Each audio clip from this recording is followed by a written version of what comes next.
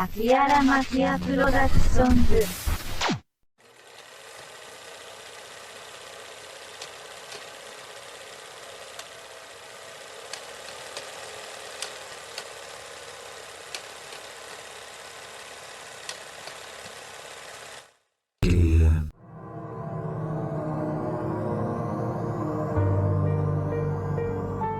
Yo, this is Mulabi, the producer.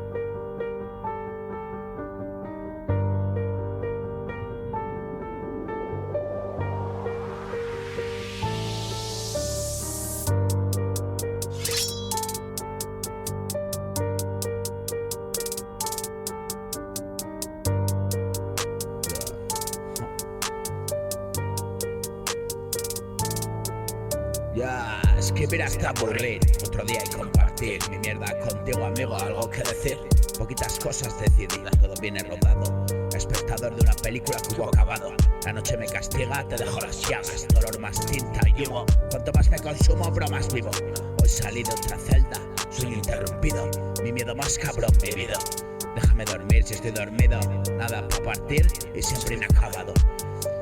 Y más interrogantes, siempre desquiciado. Soy una miniatura que estoy dibujando el mundo en pausa y escudriñar el rincón. En esa esquina sucia, universos infinitos, todo el mogollón. Cerro mi puño y arrobo la dimensión. Va a ser verdad que se me fue en el último cartón. Con el primero que soy yo, la paranoia impresa de que nunca nació. El aborto a la idea de vivir y quien la asesinó. Devora por la putrefacción, como un pastel mohoso quieto, vivo y crío pelos. No hay Dios que se lo coma, una bacteria al menos. Aquel disparo recurrente de lecturas de pensamientos. Desnudo frente a ti, mil temores y un muerto. A veces veo la esperanza y hoy me desespero. Fumo un cigarro interminable, pero nunca termino. Quedarme quieto como un lama tiene todo sentido. Rendir a todo, hacerse nada, no sea lo que aspiro. Buscaba perfección, se fue primero. Mierda de escrito existencial, no simplifico. Y lo que vivirás ya lo he vivido. Mañana no estarás y un recuerdo enfermizo. No juzgues, no hay donde escapar. Un millón de caminos, la misma lágrima de sal.